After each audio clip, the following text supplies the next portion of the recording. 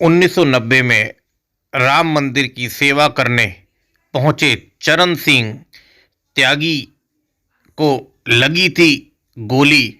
आइए बात करते हैं उन कार सेवक से, उनकी दिल की जुबानी क्या लगता है उनको तब और आज के हालातों पर। देखिए हमारी इस खबर को, पसंद आए तो लाइक शेयर सब्सक्राइब ज़रूर करें। सर आपका नाम? चरण सिंह त्यागी। चरण सिंह जी, लगातार देखा जा रहा है अयोध्या को लेकर देश में हर्षोल्लास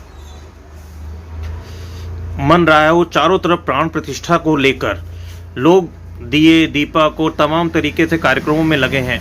आप दर्शक रहे, उस समय के कार सेवक रहे हैं, क्या कहना चाहेंगे जब आप लोग कार सेवा में गए थे? किस किस स्थितियों का आपने सामना किया और आज की जो वर्तमान स्थिति दिख रही है कैसे देखते हैं? उस वक्त की स्थिति बड़ी भावुक थी, क्योंकि हम अपने ही देश में हम इस तरह से हमें कार सेवा करनी पड़ी कि जैसे जनरल डायर के एरिया में जाना।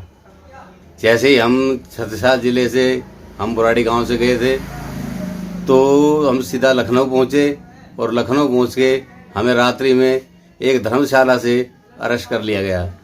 लेकिन उस दौरान परमात्मा की कृपा रही कि मैं और मेरे चाचा के लड़के लीलू, हम दोनों पुलिस की गिरफ्त से बाहर हो गए। रात्रि हमने लखनऊ चारबाग रेलवे स्टेशन पर बिताई। उसके उपरांत हम सुबह उठे, दाएं बाएं इंक्वायरी करी। उसके बाद हम किसी ने बताया कि गोरखपुर जाओ। हम गोरखपुर पहुंचे। गोरखपुर में 23 अक्टूबर 1990 लाल कृष्ण अडवाणी जी अरेस्ट हो चुके थे और वहाँ धारा 144 लगा के कर्फ्यू लगा दिया गया था। हमारे पास कोई रास्ता नहीं बचा, खाने पीने का अभाव, क्योंकि जो हमें यहाँ से चने वगैरह दिए गए वो सब हमारे रास्ते में ख़त्म हो गए। इतना जनंगा अपराध मुलायम सिंह यादव ने अपने शासनकाल में किया। उसके बाद हमें किसी ने बताया कि भैया आप बस्ती पहुँचो। मैं और मेरा भाई हम बस्ती पहुँचे। बस्ती में हमने जाके देखा कि कोई भी धर्मशाला, होटल, हमें कोई भी जहाँ भी देखें वहीं पुलिस का पहरा। हमने रात्रि बस्ती के बस स्टैंड में सोकर बिताई। अगली सुबह हम पूछताछ करने के बाद गौ घाट से जीप कचहरी चौपड़े से हमने एक जीप पकड़ी, जो हमें जीप गौ घाट ले गई। गौ घाट से हमें 65 किलोमीटर अयोध्या का सफ़र तय करना था और वो भी पैदल। हम पूरा दिन चले। एक रात्रि हम भूखे प्यासे आम के बाग में सोए, जिसे हमें नींद नहीं आई। न जाने किस तरह का भय था कि कहीं पुलिस हमें अरेस्ट ना कर ले, कहीं यहाँ का लोकल बंदा हमारी हत्या ना कर दे। लेकिन परमात्मा की जिस पर कृपा, तो वो भला कहाँ रुक सकता है। हम दोनों भाई जैसे तैसे करके अयोध्या के सरयू पुल पर पहुँचे, लेकिन हमें वहाँ अरेस्ट कर लिया गया और ला के सीधा नवाबगंज थाने में के लॉकअप में हमें बंद कर दिया गया। अगले ही दिन हमें पीएससी के ट्रक से घोंडा जेल भेज दिया गया। वहाँ से हमने 29 तारीख को फरारी करके और हम 30 तारीख को अयोध्या पहुँचे, जहाँ उस मुलायम सिंह यादव ने, निर्मम हत्यारे ने इतना नरसंहार किया कि अंधाधुंध फायरिंग की, जिसमें मेरे सामने भी कई कार सेवक, बुजुर्ग कार सेवक जो वहाँ वीरगति को प्राप्त हुए और उनमें से एक गोली मेरे दोनों पैरों को चीरती हुई निकल गई। उसके उपरांत मैं नहीं जानता कि मुझे कौन नवाबगंज हॉस्पिटल में एडमिट करके आया। उसके बाद मैं वहाँ लगभग 8 दिन रहा।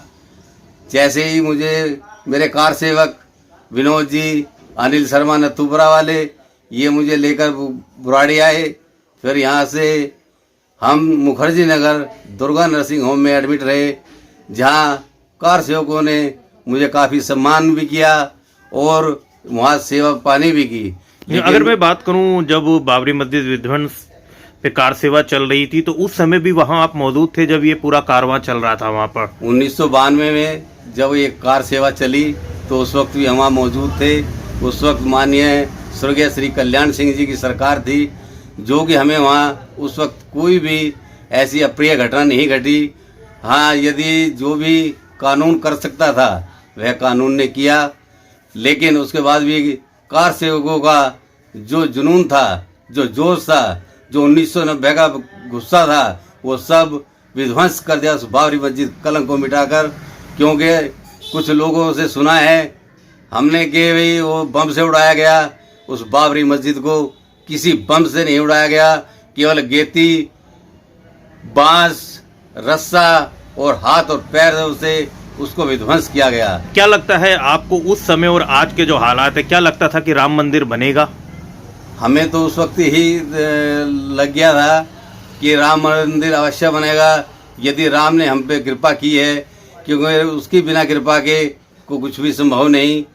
हमें विश्वास जरूर था कि देर से बने, लेकिन राम का भव्य मंदिर अवश्य बनेगा। कितने लोगों की टोली आपकी छत्रसाल जिला से यहाँ से गई थी? लगभग छत्रसाल जिला से 270-72 के आसपास हम अलग अलग ग्रुपों में गए और सबने वहाँ कार सेवा की। कुछ मेरे कार सेवक भाई जेलों में बंद कर दिए गए, किसी को उन्नाव भेज दिया गया, किसी को गोंडा भेज दिया गया, किसी को गाजियाबाद में ही अरेस्ट कर लिया गया। अगर जो भी उस वक्त के कार सेवक हैं, और मुलायम सिंह ने जितना अत्याचार किया कार सेवकों के ऊपर कि लाठी से, गोली से, बौछारों से, कि सरयू नदी का जल भी लाल हो गया था। मैं वहाँ का प्रत्यक्षदर्शी हूँ कि मैंने देखा है।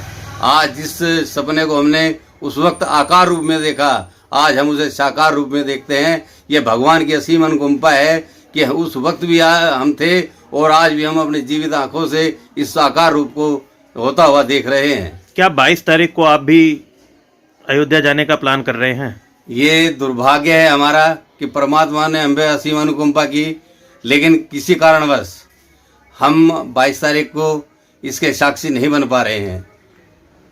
क्या लगता है आगे जिस तरीके से कार सेवकों ने सेवा की, सरकार को उनकी तरफ भी ध्यान देना चाहिए? सरकार ने या किसी संगठन ने किसी भी कार सेवक पर कोई ध्यान आज तक नहीं दिया।